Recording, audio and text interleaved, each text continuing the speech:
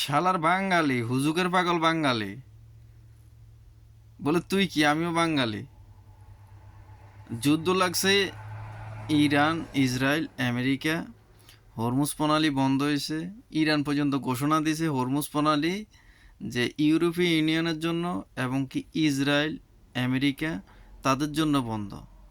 কিন্তু যারা ইরানের মিত্র আছে তাদের জন্য হরমুজ প্রণালী খোলা। যেমন আমাদের মতো দেশ, এসব দেশের জন্য হরমুজ প্রণালী খোলা, তেল আসতে পারে, চীনের তেলও যায়।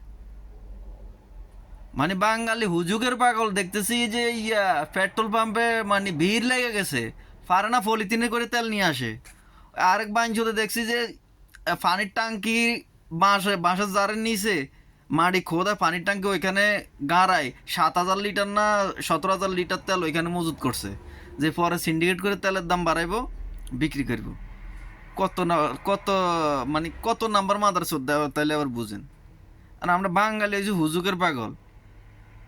কই রে ভাই, আমরা তো বাইরের কান্ট্রিতে আছি, বিশ্বের কোনো দেশেতে এই অবস্থা দেখা যায় না।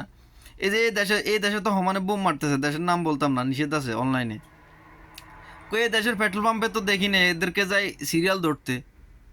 যার যখন যতটুক লাগতেছে আগের মতো অতটুকু নিতেছে, এর চেয়ে বেশি নিতেছে না। মানে তেল ওইটাও নি মানে খাইবো। আরে শালারা, আজ থেকে আরো 30-40 বছর আগে আমগো মাছ আসিরা তেল ছাড়া চলে নাই।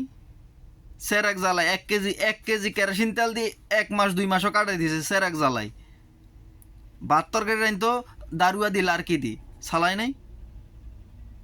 মনে কি একবার মরে যাইব। আরে বাবারে, যে পলিথিন পারে না যে পেট্রোল কেরোসিন তেল ডিজেল গামছাত লয়, এমন অবস্থা।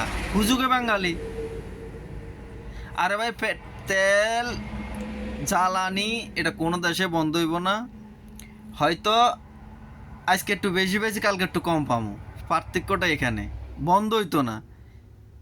মানে বাঙালি কোনো এর আগে একবার শুনলাম যে লবণ শেষ হয়ে গেছে, হাইরে সর, যে তার লবণ লাগবে 1 কেজি এতে কিনে 5 কেজি, তো শেষ হবে নাকি ভালো হইব? হাইরে বাঙালির অবস্থা। বাঙালি যে কবে সোজা হইবা তোমরা। দুর্নীতিতেও সেরা, মানে হুজুকে গুজবও সেরা।